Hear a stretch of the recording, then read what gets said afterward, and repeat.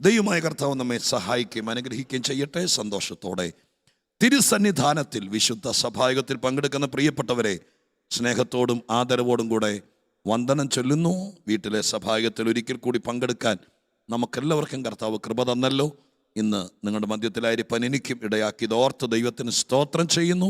കർത്താവിൻ്റെ അനുഗ്രഹം കടാൽ നമ്മുടെ നിറക്കട്ടെ എന്ന് ഓർപ്പിച്ചുകൊണ്ട് വേഗത്തിൽ നമ്മൾ ദൈവവചന ധ്യാനത്തിലേക്ക്, സങ്കീർത്തന പ്രബോധനത്തിലേക്ക് പ്രവേശിക്കാൻ ആഗ്രഹിക്കുകയാണ്. 50-ാം സങ്കീർത്തനം ഒരു യാഗസങ്കീർത്തനമായി സ്തോത്രം ആയിട്ടാണ് പൊതുവിൽ ഇതിൻ്റെ ഉള്ളടക്കത്തെ ആസ്പദമാക്കിക്കൊണ്ട് ചിന്തിക്കുന്നത്. യാഗത്തെക്കുറിച്ച് പറയപ്പെട്ടിരിക്കുന്ന ഒരു സങ്കീർത്തനമാണത്. 3 പ്രധാനപ്പെട്ട കാര്യങ്ങൾ യാഗത്തെക്കുറിച്ച് ഈ സങ്കീർത്തനത്തിനകത്ത് പരാമർശിക്കുന്നുണ്ട്. ആദ്യത്തത് 5-ാമത്തെ വാക്യമാണ്. അവിടെ പറയുന്നു, യാഗം കഴിച്ച് എന്നോട് നിയമം ചെയ്തവരായ എൻ്റെ വിശുദ്ധന്മാരെ എൻ്റെ അടുക്കൽ കൂട്ടുവീൻ എന്ന് പറയപ്പെടുന്ന വാക്യം. ആദ്യത്തെ വാക്യം ഒരു സ്തോത്രം, ഒരു വലിയ കമ്മിറ്റ്മെൻറ്റിൻ്റെ, ഒരു ഉടമ്പടിയുടെ, യാഗം കഴിച്ച് ഈ ലോകത്തിൽ വെച്ച് ദൈവവുമായിട്ട് ഉടമ്പടി ചെയ്ത ഒരു കൂട്ടം ആളുകൾ, അവരെക്കുറിച്ചുള്ള ദൈവത്തിൻ്റെ പ്രതീക്ഷ, അവർ ഒന്നിച്ചു കൂട്ടുന്നതിനെക്കുറിച്ചാണ് ഈ സങ്കീർത്തനത്തിൽ യാഗത്തെക്കുറിച്ചുള്ള ആദ്യത്തെ പരാമർശം.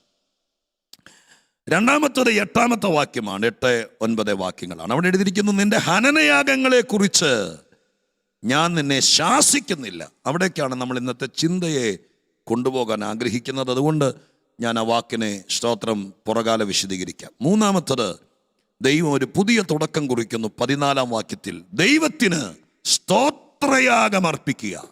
സ്തോത്രം, അതേ വാചകം തന്നെ ഈ സങ്കീർത്തനത്തിൻ്റെ അവസാന ഭാഗത്തേക്ക് എത്തുമ്പോൾ 23-ാം വാക്യത്തിനും പറയുന്നുണ്ട്, സ്തോത്രം എന്ന യാഗം അർപ്പിക്കുന്നവൻ എന്നെ മഹത്വപ്പെടുത്തുന്നു. അങ്ങനെ യാഗത്തെക്കുറിച്ച് വ്യത്യസ്തമായിരിക്കുന്ന 3 കാര്യങ്ങൾ പരാമർശിക്കുന്നുണ്ട്. ആ 3 കാര്യങ്ങളെ മാത്രം കോർത്തിണക്കി നമുക്ക് ഒരു സങ്കീർത്തന പ്രബോധനത്തിൻ്റെ സമയം നിങ്ങളെ ഗ്രഹിപ്പിക്കാനുണ്ട്. പക്ഷേ അത് ഇന്നത്തെ പരിശ്രമത്തിൽ ഞാൻ ഉൾപ്പെടുത്തുന്നില്ല. സ്തോത്രം, അത് വിടുകയാണ്. ഞാൻ 8-ാമത്തെ വാക്യത്തിലേക്ക് വരികയാണ്. 8-ാമത്തെ വാക്യം സ്തോത്രം, ആ വാക്യത്തിനകത്ത് എഴുതിയിരിക്കുന്നത് ഇങ്ങനെയാണ്, നിന്റെ ഹനനയാഗങ്ങളെക്കുറിച്ച് ഞാൻ നിന്നെ ശാസിക്കുന്നില്ല. ദൈവം യാഗാർപ്പകരായിരുന്ന പഴയ നിയമ സഭയോട് പറയുകയാണ്, നിന്റെ ഹനനയാഗങ്ങളെക്കുറിച്ച് സ്തോത്രം ഞാൻ നിന്നെ ശാസിക്കുന്നില്ല എന്ന് പറഞ്ഞപ്പോൾ നിങ്ങൾ എന്ത് വിചാരിച്ചു? നിങ്ങൾ ആ വാക്യത്തെ ഗ്രഹിച്ചിട്ടുണ്ടോ? സ്തോത്രം, ചിന്തിച്ചിട്ടുണ്ടോ എന്നൊന്നും എനിക്കറിയില്ല. പക്ഷേ ഈ വാക്യത്തെ കഴിഞ്ഞ ദിവസങ്ങളിൽ ധ്യാനിക്കുമ്പോൾ എന്താണ് കർത്താവ് ഇങ്ങനെ പറയാനിടയായി തീർന്നത്? ചുമ്മാ ഇരിക്കുമ്പോൾ ദൈവം അങ്ങനെ പറയുമോ? സ്തോത്രം, ചുമ്മാ ഇരിക്കുമ്പോൾ പറയുകയാണ്, ഒരുത്തന് യാഗം കൊണ്ട് വരിക, അപ്പോൾ പറയാ കഴിച്ചിട്ട് പോടാ, ഞാൻ നിൻ്റെ യാഗത്തെക്കുറിച്ച് ശാസിക്കുന്നില്ല എന്ന് പറയത്തക്ക രീതിയിൽ സ്തോത്രം ദൈവം അത്രയും എന്താ പറയുക, ആ നിലവാരത്തിൽ പറയും. അപ്പം ഇങ്ങനെ പറയേണ്ട ഒരു ഗതി എന്തുകൊണ്ടാണ് സംഭവിച്ചത്? നിന്റെ ഹനനയാഗങ്ങളെക്കുറിച്ച് ഞാൻ ശാസിക്കുന്നില്ല എന്നിപ്പോൾ പറയേണ്ടി വരുന്നത് സ്തോത്രം എന്തുകൊണ്ടാണ്? കാരണം നിങ്ങൾക്ക് പിടികിട്ടാൻ ഇച്ചിരി ഗ്രഹിക്കാൻ ബുദ്ധിമുട്ടാണെങ്കിലും ഞാൻ നിങ്ങളെ ഓർപ്പിക്കാം, ഞാൻ എന്നെ വിശദീകരിക്കാം. അത് പറയാനുള്ള കാരണത്തെക്കുറിച്ച് നമുക്ക് ഇച്ചിരി ഗസ് ചെയ്യുകയും ഇച്ചിരി ചിന്തിക്കുകയൊക്കെ ചെയ്യാനേ വഴിയുള്ളൂ. താഴേക്ക് വായിക്കുമ്പോൾ ദൈവം അവിടെ പറയുന്നുണ്ട്, ഈ യാഗം കൊണ്ട് വരുന്നതിനോട് പറയുക 9-ാമത്തെ വാക്യത്തിൽ, നിന്റെ വീട്ടിൽ നിന്ന് കാളയെയോ നിന്റെ തൊഴുത്തിൽ നിന്ന് കോലാട്ടുകൊറ്റന്മാരെയോ ഞാൻ എടുക്കുകയില്ല. കാട്ടിലെ സകല മൃഗവും പർവ്വതങ്ങളിലെ 1000 ജന്തുക്കളും എനിക്കുള്ളയാണ്. മലകളിലെ പക്ഷികളെയൊക്കെ ഞാൻ അറിയുന്നു. വയലിലെ ജന്തുക്കളും എനിക്കുള്ളവ. എനിക്ക് വിശന്നാൽ ഞാൻ നിന്നോട് പറയുകയില്ല. ഇങ്ങനെയൊക്കെ പറയുന്നത് എന്താ? സ്തോത്രം, യാഗത്തെക്കുറിച്ച് ശാസിക്കയില്ലെന്ന് പറഞ്ഞിട്ട് വന്നവരോട് പറഞ്ഞത് നിങ്ങൾക്ക് കേൾക്കാൻ പറ്റിയോ? വന്നവരോട് പറഞ്ഞത് എന്താ? സ്തോത്രം, നിന്റെ തൊഴുത്തിൽ നിന്നോ നിന്റെ വീട്ടിൽ നിന്നോ ഒരു കാളയെയോ ഒരാടിനെയോ ഒന്നും ഞാൻ എടുക്കുകയില്ല. എനിക്ക് വിശന്നാൽ നിന്നോട് ഞാൻ പറയല എന്നൊക്കെ പറയുമ്പോൾ ദൈവത്തിൻ്റെ മനസ്സിനകത്ത് എന്തായിരിക്കുമെന്ന് വിചാരിക്കാൻ നിങ്ങളെ കൊണ്ടാവുന്നുണ്ടോയെന്ന് എനിക്കറിയില്ല. സ്തോത്രം, ഞാനങ്ങനെ ചിന്തിച്ചു പോയി. ഓരോ 1.5 ആഴ്ച ഈ വചനവുമായിട്ട് ദൈവത്തിൽ ചിന്തിച്ച് എന്താ കർത്താവെ അങ്ങനെ പറയാനിടയായി തീർന്നത്? സ്തോത്രം, ഇങ്ങനെയൊക്കെ പറയേണ്ടി വന്ന എന്തുകൊണ്ടാണ്? ഇതൊരു സന്തോഷമുള്ള വാക്കുകളല്ല എന്ന് പ്രഥമദൃഷ്ട്യാ തോന്നുകയാണ്. സ്തോത്രം, ഇപ്പം എൻ്റെ അപ്പൻ എന്നോട് പറയുകയാണ്, എടാ വിശന്ന് ചത്താലും നിന്റെ വീട്ടിൽ നിന്ന് 1 ഗ്ലാസ് വെള്ളം ഞാൻ കുടിക്കുകയില്ല എന്നെൻ്റെ അപ്പന് പറയേണ്ട വന്നാൽ അതൊരു സന്തോഷമുള്ള വാക്കല്ലല്ലോ. സ്തോത്രം, ഇതിപ്പോൾ ഇങ്ങനെ ദൈവ അധികാരിയാണ്, കാട്ടിലെ മൃഗങ്ങളൊക്കെ എൻ്റേതാണ്, എനിക്ക് വിശന്നാൽ ഞാൻ തിന്നോളാം എന്നൊരു ടോണിലല്ല പറയുന്നത്. സ്തോത്രം എന്നല്ല പറയുന്നത്. അപ്പം ഇങ്ങനെ പറയേണ്ടേക്ക് ഒരു ഗതികേട് എന്തുകൊണ്ട് വന്നു എന്ന ചിന്തയാണ് ഇന്ന് ഈ സങ്കീർത്തനം വായിക്കാൻ പ്രേരിപ്പിച്ചത്. നിങ്ങൾ ഓർത്ത് നോക്കിയേ, എന്തുകൊണ്ടാണ് ഇവിടെ ഇങ്ങനെ പറയുന്നത്? 8-ാമത്തെ വാക്യം ഒന്നോടെ ആവർത്തിക്കുന്നു, നിന്റെ ഹനനയാഗങ്ങളെ കുറിച്ച് ഞാൻ ഇനി നിന്നെ ശാസിക്കില്ല എന്ന് പറയുന്നത് എന്തിനാണെന്ന് ചിന്തിച്ചപ്പോൾ, ഞാനിങ്ങനെ ചിന്തിച്ചിരുന്നപ്പോൾ എൻ്റെ ഒരു അവസ്ഥയെ ഓർത്ത് നോക്കി. ഞാനിങ്ങനെ ഓർത്ത്, എന്നോട് ആരെങ്കിലും ഇങ്ങനെ പറഞ്ഞിട്ടുണ്ടോ എന്നോർത്തപ്പോൾ ഞാൻ പണ്ട് സ്കൂളിൽ പഠിച്ച കാലം ഓർത്തു. സ്തോത്രം. ഓർത്തു വന്നപ്പോൾ ദൈവം എന്നെ ഓർപ്പിച്ചതായിരിക്കും. ഓർത്തു വന്നപ്പോൾ ഒരിക്കൽ കണക്ക് സാർ എന്നോട് പറഞ്ഞത് ഞാൻ ഓർത്തു. കണക്ക് സാർ എന്നോട് പറഞ്ഞു, സ്തോത്രം, ഒരു ദിവസം എന്നോട് പറഞ്ഞു, ഇനി ഞാൻ നിന്നെ തല്ലുന്നുമില്ല, ഇനി ഞാൻ നിന്നെ വഴക്ക് പറയുന്നുമില്ല, നിന്റെ ഇഷ്ടം പോലെ ചെയ്യേ എന്ന് കണക്ക് സാറിന് എന്നോട് പറയേണ്ട വന്നു. അതെപ്പോഴാണെന്നറിയാമോ? ഞാൻ 100-ൽ 99 മാർക്ക് മേടിച്ചപ്പോഴല്ല. സ്തോത്രം. എന്നെ ഒരുപാട് സാറ് ശാസിച്ചു നോക്കി, ഒത്തിരി അടുത്തിരുന്ന് പറഞ്ഞു തന്നു നോക്കി. ഈ സൂത്രവാക്യം ഉപയോഗിച്ചുള്ള കണക്കുകളില്ലേ, ഫോർമുലാസ് ഉപയോഗിച്ചുള്ള കണക്കുകൾ എൻ്റെ തലയിൽ കയറിയല്ല. അപ്പം എത്ര പറഞ്ഞു തന്നാലും എത്ര ഇമ്പോസിഷൻ എഴുതിച്ചാലും ഞാൻ ഗുണം വരില്ലെന്ന് കണ്ടപ്പോൾ ഒരു ദിവസം സാറ് മടുത്തിട്ട് പറഞ്ഞു, ഇനി ഞാൻ നിന്നെ തല്ലുന്നുമില്ല, വഴക്ക് പറയുന്നുമില്ല, നീ അവിടെ എങ്ങാനും ഇരുന്നു എന്ന കാര്യം പറഞ്ഞപ്പോൾ എനിക്ക് പിടികിട്ടി, ഇവരോട് എന്തുകൊണ്ടാണ് ദൈവം ഇപ്പം ഇങ്ങനെ പറഞ്ഞത്. ഇനി ഞാൻ നിന്റെ യാഗത്തെക്കുറിച്ച് ശാസിക്കുന്നുമില്ല, സ്തോത്രം, മിണ്ടുന്നുമില്ലെന്ന് പറഞ്ഞതിൻ്റെ അർത്ഥം മനസ്സിലായോ? ഇവർ യാഗം കഴിക്കാൻ വേണ്ടി വന്നു. യാഗം കഴിക്കാൻ വേണ്ടി വരുമ്പോഴൊക്കെയും ദൈവമായ കർത്താവ് യാഗങ്ങളെല്ലാം നിയമിച്ചത് വളരെ അർത്ഥവത്തായിട്ടാണ്. യാഗമെല്ലാം ദൈവം നിർമ്മിച്ചത് ഈ മനുഷ്യന്റെ രക്ഷയ്ക്കും അവന്റെ നന്മയ്ക്കും അവന്റെ ഉയർച്ചയ്ക്കുമാണ് എല്ലാ യാഗങ്ങളും. പക്ഷെ വന്ന് ഇപ്പൊ ഈ പിള്ളേർ യാഗം കഴിക്കാൻ, ദൈവത്തിന്റെ മക്കളെന്ന് പറയുന്ന ഇസ്രായേൽ യാഗം കഴിക്കാൻ വരുമ്പോൾ അവർ ഭയങ്കര അവതാരം ചെയ്യുന്ന പോലെ, ദൈവം അങ്ങ് വിശന്ന് 4 മണി വരെ പട്ടിണിക്ക് ഇരിക്കുമ്പോൾ കർത്താവിന് കൊണ്ടെന്ന് സ്തോത്രം ഏതാണ്ട് അവതാരം ചെയ്യുന്ന പോലെ. അതുകൊണ്ടാണ് പറഞ്ഞത്, എനിക്ക് വിശന്നാൽ നീ ആടിനെയും കൊണ്ടും വരണ്ട, കാളയും കൊണ്ടും വരും. നിന്റെ വരവ് കണ്ടിട്ട് ഏതൊക്കെ തോന്നുന്നു ഞാൻ പട്ടിണി കിടക്കുമ്പോൾ എനിക്ക് വിശന്നിട്ട് ആഹാരം കൊണ്ട് വരുന്നതാണ്. അതുപോലെ ആയിപ്പോയി. ഞാൻ നിങ്ങളോട് പറയാം, ദൈവം വെച്ചിരിക്കുന്ന ഓരോ കാര്യങ്ങളുടെയും ആത്മീക അർത്ഥമറിയാതെ നമ്മൾ എന്ത് ചെയ്താലും അത് ദൈവത്തിന് പ്രസാദമാകുകയില്ല. ഒരുപാട് കാര്യം. ഇപ്പം കർത്തൃമേശ, സ്തോത്രം, ഇവിടെ വീട്ടിലെ സഭായത്തിലൊക്കെ പങ്കെടുക്കുന്ന പ്രിയപ്പെട്ടവർക്ക് ഇവിടെ വരുമ്പോൾ സ്തോത്രം അങ്ങനെ കർത്തൃമേശ പങ്കെടുക്കാൻ അവസരം ഉണ്ടാകുകയുള്ളൂ. ഉപവാസ പ്രാർത്ഥനയ്ക്ക് കഴിയുമ്പോൾ ഇവിടെ സ്ഥിരമായി വരുന്ന ദൈവമക്കൾക്ക് പ്രാർത്ഥനയുടെ അവസാനം അങ്ങനെ ക്രമീകരിക്കാറുണ്ട്. എന്നാൽ സഭകളിൽ സഭായങ്ങളിൽ കർത്തൃമേശ ക്രമീകരിക്കും. അതിന് ഗംഭീരമായൊരു അർത്ഥമുണ്ട്. ആ അർത്ഥമറിയാതെ ബേക്കറിയിൽ നിന്ന് ഒരു ബ്രെഡും മേടിച്ച് വെച്ച് ഒരു കുപ്പി വീഞ്ഞും മേടിച്ച് കലക്കി സ്തോത്രം ധൃതി പിടിച്ച് അതെല്ലാവർക്കും പങ്കിട്ട് കൊടുത്തിട്ട് ഓരോ തുടം കഴിച്ചിട്ട് പോയാൽ അതിന് അർത്ഥമാകില്ല. അതിൻ്റെ അർത്ഥം അറിഞ്ഞെങ്കിലേ അറിയുള്ളൂ. സ്നാനം എന്നത് വേദപുസ്തകത്തിനകത്ത് പുതിയ നിയമസഭയ്ക്ക് കൊടുത്തിരിക്കുന്ന ഗംഭീരമായിരിക്കുന്ന ഒരു കൽപ്പനയാണ്. എല്ലാ ക്രൈസ്തവ സഭകളും അത് അംഗീകരിക്കുന്നു. മാമോദീസയാണ് സ്തോത്രം ഒരു കൂട്ടം ആളുകൾ. എന്നാൽ സ്തോത്ര സ്നാനം, മുതിർന്ന സ്നാനം, ഇതൊക്കെ ഞാൻ അതിലേക്ക് കടക്കുന്നില്ല. അപ്പൊ ഇതിനൊരർത്ഥമുണ്ട്. ഈ അർത്ഥമറിയാതെ ഇതൊരു വഴിപാടായിട്ട് നേർച്ചയായിട്ട് അർത്ഥം തെറ്റി കഴിച്ചുകൊണ്ട് പ്രയോജനമില്ല. സ്തോത്രം. അപ്പൊ അങ്ങനെ വന്നപ്പോഴാണ് ദൈവം പറയുന്നത്, ഇനി നിന്നെ പറഞ്ഞിട്ട് കഥയില്ല, ഇനി ഞാൻ ശാസിക്കുന്നില്ല. കാരണം ഇവരെ കുറിച്ച് എഴുതിയിരിക്കുന്ന വാക്ക് ഞാൻ ശാസനയിലേക്ക് വരുന്നത് കേട്ടോ. എന്നാൽ ഞാൻ ഈ ഭാഗം ഒന്ന് പറഞ്ഞു തീർത്തോട്ടെ. നോക്കി, ഇസ്രായേൽ ജനം എന്ത് ചെയ്യുന്നറിയാമോ? യാഗത്തിനൊക്കെ ദൈവമായ കർത്താവ് വെച്ചിരിക്കുന്ന ഒരു ക്ലോസ് ഉണ്ട്. സ്തോത്രം. ഒരുത്തൻ പാപം ചെയ്താൽ യാഗത്തിന്റെ വ്യവസ്ഥ ലേവ്യ പുസ്തകം 3-ാം അധ്യായം 1-ാം വാക്യത്തിലൊക്കെ എഴുതിയിരിക്കുന്നത് ഇങ്ങനെയാണ്: നിങ്ങൾ യാഗത്തിന് വേണ്ടി വരികയാണെങ്കിൽ, അർപ്പിക്കാൻ വേണ്ടി വരികയാണെങ്കിൽ, ഒരു കാളയെയോ ആടിനെയോ അർപ്പിക്കാൻ വരികയാണെങ്കിൽ, പോരുന്ന വഴിക്ക് നിങ്ങൾ വേട്ടയാടി കാട്ടിൽ നിന്ന് പിടിച്ചുകൊണ്ട് വരുന്നൊരു കാളയെയോ ആടിനെയോ അല്ല അർപ്പിക്കേണ്ടത്. പോരുന്ന വഴിക്ക് കാളച്ചന്ത എന്നൊരു കാളയെ മേടിച്ചോണ്ടല്ല വരേണ്ടത്. പിന്നെയോ അപ്പുറത്ത് വീട്ടിൽ നിൽക്കുന്ന അമ്മിണിച്ചേച്ചിയുടെ ആടിനെ 3000 രൂപ കൊടുത്ത് മേടിച്ചുകൊണ്ട് വന്നല്ല എനിക്ക് യാഗം അർപ്പിക്കേണ്ടത്. അവിടെ എഴുതിയിരിക്കുന്ന വാക്യതാണ്, നീ നിന്റെ തൊഴുത്തിൽ നിന്ന് കാറ്റിൽ എന്നെഴുതിയിരിക്കുന്നത് എന്ന് പറഞ്ഞാൽ വളർത്തുമൃഗങ്ങൾ. നീ നിന്റെ വീട്ടിൽ പെറ്റു വളർത്തിയ ഒരു മൃഗമായിരിക്കണം. അതിന് 1 വയസ്സേ കാണത്തുള്ളൂ. 1 വയസ്സിന്റെ ആട്ടിൻകുട്ടിയെ നിങ്ങൾ ഓർത്തു നോക്കിയേ, കുഞ്ഞാടായിരിക്കും, തുള്ളിച്ചാടി നടക്കുന്ന വീട്ടിൽ വളർന്ന ആട്. ആ ആടിനെ കൊണ്ട് വേണം യാഗം കഴിക്കാൻ വരാൻ. അപ്പൊ വീട്ടിൽ വളർത്തിയ ഓമനത്വമുള്ള സ്തോത്രം, നമ്മുടെ വീട്ടിൽ വളർത്തിയ ആട്, അതിനെ കൊണ്ട് വേണം വരാമെന്ന ദൈവം പറഞ്ഞു. അല്ല ഓടിയും വന്നിട്ട് എവിടെയെങ്കിലും പോയി സ്തോത്ര ചന്തയിൽ പോയിട്ട് ഒരു ആടിനെ മേടിച്ചുകൊണ്ട് വരികയല്ല വേണ്ടത്. അപ്പോൾ വീട്ടിൽ വളർത്തുമ്പോൾ ഒരു പെറ്റ നമ്മുടെ കൂടെയൊക്കെ, ആടിനെ വളർത്തിയിട്ടുള്ളവർക്കൊക്കെ അറിയാം, നമ്മുടെ കൂടെയൊക്കെ നടന്ന് കയറി സ്തോത്രം അങ്ങനെ 1 വയസ്സുള്ള ഒരു കുഞ്ഞാട്, ആ ആടിനെയും കൊണ്ടാണ് യാഗത്തിന് വരുന്നത്. ഈ ആടിനെയും കയ്യിൽ പിടിച്ചുകൊണ്ട് വീട്ടിൽ നിന്ന് യാഗത്തിന് വേണ്ടി ആലയം വരെ നടന്നു പോകുമ്പോൾ ആളുകളെല്ലാം കാണും. മനസ്സിലായോ? ആടിനെയും പിടിച്ചുകൊണ്ട് യാഗത്തിന് വേണ്ടി പോകുമ്പോൾ ഒന്നാമത്തെ കാര്യം എല്ലാവരും അറിയും ഇവൻ എവിടെ പോവാ. സ്തോത്രം, ആലയത്തിൽ യാഗത്തിന് പോകുകയാണ്. നമ്മൾ ബൈബിൾ പോലും കൊണ്ടുവരാതെ യോഗത്തിന് വരുന്നവർക്ക് ഇത് പറഞ്ഞാൽ മനസ്സിലാവുകയില്ല. കാരണം എങ്ങോട്ടാ പോയി നിന്നിപ്പോൾ വീട്ടിലാർക്കും അറിയാലല്ലോ. സ്തോത്രം. പക്ഷെ ആടിനെയും പിടിച്ചുകൊണ്ട് ആരാധനയ്ക്ക് പോകുന്ന കാണുമ്പോൾ മനസ്സിലാകും ഇവൻ ആലയത്തിലേക്ക് പോകുകയാണ്, ഇവൻ ദൈവത്തിന് ആരാധനയ്ക്ക് വേണ്ടി പോകുകയാണ് എന്ന് മനസ്സിലാകും ആടിനെയും പിടിച്ചുകൊണ്ട്. സ്തോത്രം.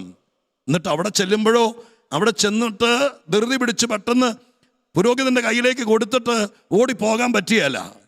യാഗപീഠത്തിന് മുമ്പിൽ യാഗാർപ്പകനായി വന്നിരിക്കുന്ന ആൾ നിൽക്കണം. ആ മൃഗത്തിന്റെ തലയിൽ കൈവച്ചവന്റെ പാപം സ്തോത്രം അവൻ ആ മൃഗത്തിലേക്ക് പകരണം. അതൊക്കെ ദൈവത്തിന്റെ വ്യവസ്ഥ. എന്നിട്ട് അവന്റെ കൺമുമ്പിൽ വെച്ച് അവന്റെ വീട്ടിൽ ഓടിച്ചാടി നടന്ന ഓമനത്തമുള്ള അവൻ പേരിട്ട് വിളിച്ച ആ ആട്ടിൻകുട്ടിയെ അവന്റെ കൺമുമ്പിൽ വെച്ച് പുരോഹിതൻ മൂർച്ചയുള്ള കത്തി കൊണ്ട് കഴുത്തറക്കണം. അത് ഈ മനുഷ്യൻ കാണണം. നിങ്ങൾക്ക് ആ വൈകാരിക നിർഭരമായിരിക്കുന്ന നിമിഷം ഒന്ന് ഓർക്കാമോ? നമ്മുടെ വീട്ടിൽ ഓടി നടന്ന മൃഗങ്ങളോടൊക്കെ സ്നേഹമുള്ളവർക്ക് അത് മനസ്സിലാവുള്ളൂ. ആ ആടിനെ നമ്മുടെ കൺമുമ്പിൽ വെച്ച് അറുത്ത് ചോര ചീറ്റുമ്പോൾ ഈ മനുഷ്യൻ മനസ്സിൽ പറയണം, ഇല്ല, ഇനി ഞാൻ പാപം ചെയ്യില്ല. സ്തോത്രം. കാരണം ഇത്രയും ക്രൂരമായിട്ട് എൻ്റെ വീട്ടിൽ വളർന്ന് എൻ്റെ കൂടെ ഓടി നടന്ന ഈ ആട്ടിൻകുട്ടിയെ സ്തോത്രം ഇതിനെ എൻ്റെ കൺമുമ്പിൽ വെച്ച് അറക്കുമ്പോൾ അവൻ്റെ ചങ്ക് തകരണം. അന്ന് അവൻ പറയും, ഇല്ലപ്പാ, ഇനി എൻ്റെ വീട്ടിൽ വളർന്ന ഒരു കുട്ടിയെ ഒരാട്ടിൻകുട്ടിയെയും 4 കാലയിൽ ഓടി നടക്കുന്നതാണെങ്കിലും ഹൃദയം കല്ലിക്കാത്തവൻ പറയും, ഇനി ഒരു മൃഗവും എൻ്റെ പേരിൽ ഇങ്ങനെ ഇവിടെ വെച്ചറക്കാൻ ഞാൻ പാപം ചെയ്യില്ല. ഇതായിരുന്നു ദൈവം ആ യാഗത്തിന് വെച്ചത്. എന്നാൽ യഹൂദന്മാർ എന്ത് ചെയ്യുന്നറിയാമോ? ഇവർ ഭയങ്കര മിടുക്കന്മാരും തന്ത്രശാലികളും. സ്തോത്രം. ഭയങ്കര മിടുക്കരും. മലയാളികളെക്കാൾ തന്ത്രശാലികളാണ് അവർ. അവരെന്ത് ചെയ്യുന്നറിയാമോ? അവർ യേശുക്രിസ്തു വന്ന കാലത്ത് നിങ്ങൾ ഓർക്കുന്നുണ്ടോ? കർത്താവ് യോഹന്നാന്റെ സുവിശേഷം 2 വായിക്കുന്നത്, യേശു വന്നിട്ട് ദൈവാലയത്തിനകത്ത് കയറിയിട്ട് ഒരു കരുണയില്ലാതെ ധാർഷ്ട്യക്കാരനെ പോലെ കണ്ടു നിൽക്കുന്നവർക്ക് ഇവനെന്താ അഹങ്കാരിയാന്ന് ചോദിക്കത്തക്ക രീതിയിൽ കരുണാമയനായിരിക്കുന്ന കർത്താവ് വന്നിട്ട് ആ ദേവാലയ വളപ്പിൽ കെട്ടിയിരുന്ന സകല ആടുകളെയും കാളകളെയും കർത്താവ് ചയറുകൊണ്ടൊരു ചമ്മട്ടി ഉണ്ടാക്കിയിട്ട് ആരോടും ചോദിക്കാതെ ദേവാലയ മതിൽക്കെട്ടിനകത്ത് വളർത്തിക്കൊണ്ട് അവിടെ കൊണ്ട് കെട്ടിയിരിക്കുന്ന സകല ആടിനെയും കാളയെയും അഴിച്ചുവിട്ടു. പ്രാവുകളെയെല്ലാം പറത്തിവിട്ടു. ഈ രംഗം നിങ്ങൾ ചിന്തിച്ചിട്ടുണ്ടോ? ഇവിടെ കാളേനെ ആടിനെയും കൊണ്ട് കെട്ടിയിരിക്കുന്നത് വീട്ടിൽ സ്ഥലമില്ലാത്തത് കൊണ്ട് വെള്ളപ്പൊക്കം വന്നതിന് പേര് കൊണ്ട് കെട്ടിയതല്ലോ. എന്തിനാണ് ദൈവാലയത്തിനകത്ത് കാളയാടിനെയും കൊണ്ട് കെട്ടി? യാഗത്തിനുള്ളതല്ലേ. അതിന് കർത്താവ് ഇത്രയും കോപിക്കുന്ന എന്തിനാ? നിങ്ങൾ ചിന്തിച്ചിട്ടുണ്ടോ? പുരോഹിതനോ മഹാപുരോഹിത താനെന്തേ കാണിക്കുന്നേ? ഇവിടെ യാഗത്തിന് വേണ്ടി കൊണ്ട് കെട്ടിയിരിക്കുന്ന സംഭവത്തെ എന്തിനാ മറച്ചിടുന്നേ? എന്തിനാ ഓടിച്ചു വിടുന്നത്? ചോദിച്ചാൽ മറുപടി നിങ്ങൾ ചിന്തിച്ചിട്ടുണ്ടോ? യേശു എന്നെ കാണിക്കുന്നേ? പറഞ്ഞുതരാം, ശ്രദ്ധിച്ചു കേക്ക്. അവിടെ കാളയെയും ആടിനെയും ആലയ വളപ്പിനകത്ത് കൊണ്ട് കെട്ടാൻ കാരണം പുരോഹിതന്മാരും ദേവാലയ നടത്തിപ്പുകാരും കൂടി പൊതുജനത്തിന് അഥവാ യാഗാർപ്പകർക്ക് വലിയൊരു അഡ്ജസ്റ്റ്മെന്റ് ചെയ്തു കൊടുത്തത് എന്താണെന്നറിയാമോ? നാളെ മുതൽ യാഗമർപ്പിക്കാൻ വേണ്ടി നിന്റെ വീട്ടിൽ നീ ആടിനെ വളർത്തണ്ട, നിന്റെ ഓമനത്തോടെ ആടിനെ കൊണ്ടുവരാൻ വേണ്ട.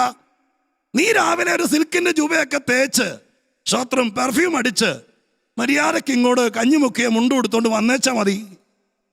നീ ആടിനെയും കൊണ്ടണ്ട, കാളയും കൊണ്ടുവരണ്ട. ഞങ്ങൾ മതിൽക്കെട്ടിനകത്ത് കാളയെയും ആടിനെയും ഇവിടെ നിർത്തിയേക്കാം. ഇവിടെ വന്നിട്ട് കാണാൻ കൊള്ളാവുന്ന ഇഷ്ടമുള്ള ഒരാടിനെ സ്തോത്രം 4000 രൂപ 5000 രൂപ കൊടുത്തിട്ട് കാശം കണ്ണി കൊടുക്കുക, ആടിനെ മേടിക്കുക, ഇവിടെ നിന്ന് മേടിച്ച് അപ്പുറത്തേക്ക് കൊടുക്കുക. അപ്പൊ ആരും അറിഞ്ഞില്ല. സ്തോത്രം. നീ വീട്ടിൽ നിന്ന് വന്നപ്പോൾ ആടിനെ കൊണ്ടുവന്നില്ല, കാളയെ കൊണ്ടുവന്നില്ല, വഴി നീളെ കയറെ പിടിച്ചോണ്ട് ആടിനെ വലിച്ചോണ്ട് വരണ്ട വന്നില്ല. നിനക്ക് ചങ്കുവേദന എടുക്കുകയല്ല, കാരണം നിന്റെ ആടല്ലല്ലോ ഇത്. ഇതാരാണ് വളർത്തി ഇവിടെ വിൽക്കാൻ വേണ്ടി വെച്ചിരിക്കുന്നതല്ലേ? ഈ ആടിനെ മേടിച്ച് അറുത്താ നിനക്കെന്നാ? സ്തോത്രം.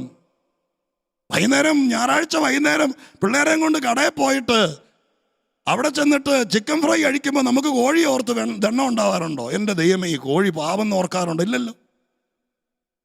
കാരണം നമ്മുടെ കോഴിയല്ല. അതുപോലെ ദൈവം തമ്പുരാൻ വെച്ചിരുന്ന യാഗത്തിന്റെ വ്യവസ്ഥയെ കുത്തിക്കട്ടടിച്ച് പൊളിച്ചിട്ട് അഡ്ജസ്റ്റ്മെന്റിലൂടെ യാഗം കഴിച്ച് യാതൊരു ചങ്കുവേദനയില്ലാതെ മനസാക്ഷിക്കുത്തും ഇല്ലാതെ ഇതൊരു വെറും വഴിപാടാക്കി കളഞ്ഞപ്പോൾ സ്വർഗസ്ഥനായ ദൈവം അന്നേ പറഞ്ഞു, ആത്മാവിൽ പറഞ്ഞു, ഇനി നിന്നെ ശാസിക്കുന്നില്ല, ഇനി നിന്റെ യാഗത്തെ കുറിച്ച് ഞാൻ ശാസിക്കുന്നില്ല. കാരണം നിന്നോട് പറഞ്ഞാൽ മനസ്സിലാവില്ല.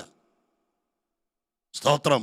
തന്നെയല്ല, ഈ 17-ാം വാക്യം വായിച്ചേ. 17-ാം വാക്യം, 17-ാമത്തെ വാക്യത്തിനകത്ത് എഴുതിയിരിക്കുന്നത് എങ്ങനെയാണ്? ദൈവം പറയുന്നു, നീ ശാസനയെ വെറുത്തു. അപ്പൊ നിങ്ങൾക്ക് ഏറെക്കുറെ പിടികിട്ടുന്നല്ലോ. ദൈവം ഇത് സ്തോത്രം ഒരു സോപ്പിങ് ദൈവം പറഞ്ഞു, അവരെ കുറ്റം പറയാ. ഇവിടെ എത്ര വട്ടം ഇപ്പൊ നിനക്ക് ശാസിക്കുമ്പോ നിന്റെ മുഖം അങ്ങ് വീർക്കും. ശാസിക്കുമ്പോ നീ കൂടെ കൂടെ സഭ മാറുക. സ്തോത്രം.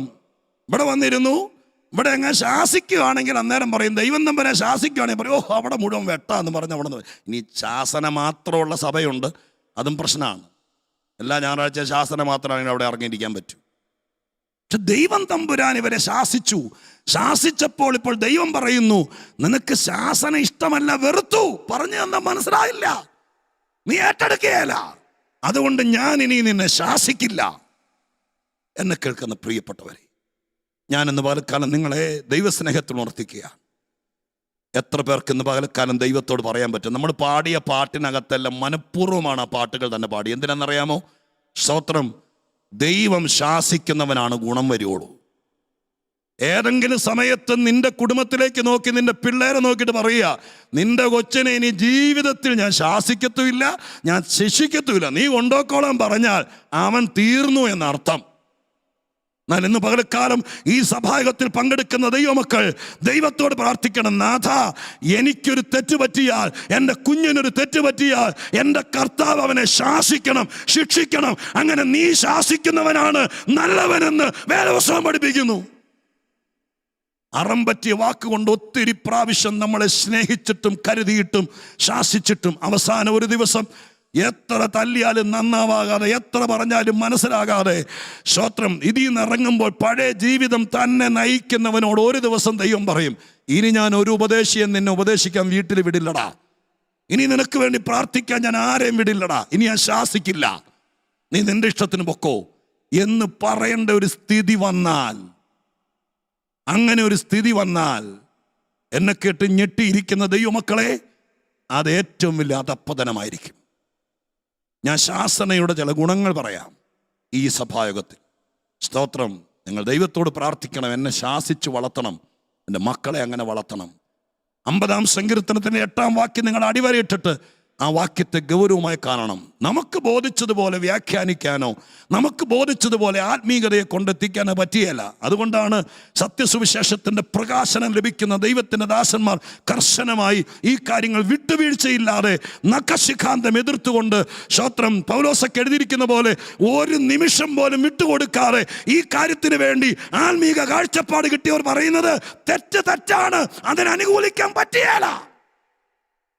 കുറച്ചുകൂടെ ഈ വാക്ക് വന്നതിൻ്റെ പേരിൽ പറയാം, ഇത്ര കർശനമായിട്ട് സ്നാനത്തിൻ്റെ കാര്യമൊക്കെ യഥാർത്ഥത്തിൽ സത്യത്തിൽ പറയേണ്ട കാര്യം, സത്യത്തിൽ ഈ പറയുന്നതൊക്കെ ദൈവം ഉദ്ദേശിച്ച കാര്യം അതുപോലെ നടന്നില്ലെങ്കിൽ, അതിൻ്റെ അർത്ഥം അതുപോലെ വന്നില്ലെങ്കിൽ ദൈവം ഒരിക്കൽ പറയും, നിന്റെ ഇഷ്ടം പോലെ ജീവിച്ചോളം പറയും, നീ ഞാൻ ശാസിക്കുന്നില്ല. എത്രയോ പേര് വീട്ടിൽ വന്ന് പറഞ്ഞു, എത്രയോ പ്രാവശ്യം ഉപദേശം തന്നു, എത്രയോ പ്രാവശ്യം നിന്റെ മനസാക്ഷിക്ക് ബോധ്യപ്പെട്ടു. പക്ഷെ ബോധ്യപ്പെട്ടിട്ട് നമ്മളൊരു തരം കർത്താവിനെ, ഗലാത്യലേഖനത്തിന് വാക്യമുണ്ട്, ദൈവത്തെ പരിഹസിച്ചുകൂടാ. ആ വാക്കൊക്കെ ചിന്തിച്ചിട്ടുണ്ടോ? എങ്ങനെ ദൈവത്തെ പരിഹസിക്കാൻ പറ്റും? തിരിച്ച് വീട്ടിൽ ചെല്ലുമ്പോൾ, സ്തോത്രം, നമുക്ക് വേണമെങ്കിൽ നമ്മുടെ വേലക്കാരിയെ പരിഹസിക്കാം, നമ്മുടെ ഡ്രൈവറെ പരിഹസിക്കാം, സ്തോത്രം, നമ്മുടെ അടുത്ത വീട്ടുകാരിയെ എനിക്ക് ഒത്തിരി ട്രെയിനിങ് നമുക്ക് കിട്ടിയിട്ടുണ്ട്. പക്ഷെ ഞാൻ ചോദിക്കുന്നു, ദൈവത്തെ പരിഹസിച്ചുകൂടാ എന്നൊരു വാക്ക് വന്നപ്പോൾ എങ്ങനെയാ ദൈവത്തെ പരിഹസിക്കുന്നത്? ആകാശത്തേക്ക് നോക്കി കൊഞ്ഞനം കുത്തി കാണിച്ചാൽ ദൈവത്തെ പരിഹസിക്കലാവോ? പിന്നെ ആ വാക്കിൻ്റെ അർത്ഥം എന്താ? ദൈവം തമ്പുരാൻ നമ്മളോട് പറഞ്ഞ് നമ്മൾ ദൈവത്തോട് സമ്മതിച്ചിട്ട് ഇനി ഇറങ്ങിയിട്ട് നമ്മൾ നമ്മുടെ ഇഷ്ടം പോലെ നടക്കുമ്പോൾ ദൈവം അത് കണക്കാക്കുന്ന എങ്ങനെയാണെന്നറിയാമോ? നീ ദൈവത്തെ പരിഹസിച്ചു. 1000 വട്ടം ദൈവം പറഞ്ഞിട്ടും നമ്മളത് സീരിയസ് ആയിട്ട് എടുക്കാതിരിക്കുമ്പോൾ സ്വർഗം അതിനെ കണക്കാക്കുന്നത് നീ ദൈവത്തെ പരിഹസിക്കുകയാണ്. സ്തോത്രം. അതുകൊണ്ട് ഗലാത്യലേഖനത്തിൽ പൗലോസ് എഴുതി വെച്ചു, ദൈവത്തെ പരിഹസിക്കരുത്. സ്തോത്രം, ദൈവത്തെ പരിഹസിക്കരുത്. അപ്പൊ ദൈവം നമ്മളോട് പറയേണ്ട ഒരു സ്ഥിതി, നിന്നെ ശാസിക്കുന്നില്ല എന്ന് പറഞ്ഞാൽ നീ ശാസനയെ വെറുപ്പാണ്. നിന്നോട് എന്തെങ്കിലും പറയുമ്പോഴേക്കും നിനക്ക് പെട്ടെന്ന് അങ്ങ് പിണക്കമാണ്. പിന്നെ നീ വേദോസം കയ്യിലെടുക്കുകയല്ല, പിന്നെ നീ പ്രാർത്ഥിക്കുകയല്ല, പിന്നെ ശാസിക്കുന്നവരുടെ അടുക്കലേക്ക് വരികയല്ല, പിന്നെ നീ ആ വഴിക്കേ വരികയല്ല. അതുകൊണ്ട് ഞാൻ ശാസന നിർത്തി. അതാണ് ദൈവം പറയും. ഈ സങ്കീർത്തനത്തിൻ്റെ സ്തോത്രം, അതിൻ്റെ ഞരമ്പ് മുറിച്ച് ഞാൻ നിങ്ങളുടെ മുമ്പിൽ ഈ കാര്യം അവതരിപ്പിക്കുക. 8-ാം വാക്യം 17-ാം വാക്യം കൂടി ലിങ്ക് ചെയ്തുകൊണ്ട് പറയുക, ഞാൻ ഓരോ പ്രേക്ഷക കുടുംബത്തിലേക്ക് നോക്കി പറയുന്നു, നിങ്ങൾ ദൈവത്തോട് പ്രാർത്ഥിക്കണം. എന്നിലൊരു തെറ്റ് കണ്ടാൽ നാട്ടുകാരെ കൊണ്ട് ശാസിക്കരുത്, എൻ്റെ അപ്പൻ എന്നെ ശാസിക്കണം. സ്തോത്രം, ഹല്ലേലൂയ. അത് നമുക്ക് ഭൂഷണം. ചില വാക്യങ്ങൾ ഞാൻ നിങ്ങൾ വായിച്ചു കേൾപ്പിക്കാം. ഇയ്യോബിൻ്റെ പുസ്തകം 5-ാം അധ്യായത്തിൻ്റെ 17-ാം വാക്യം നോക്കി.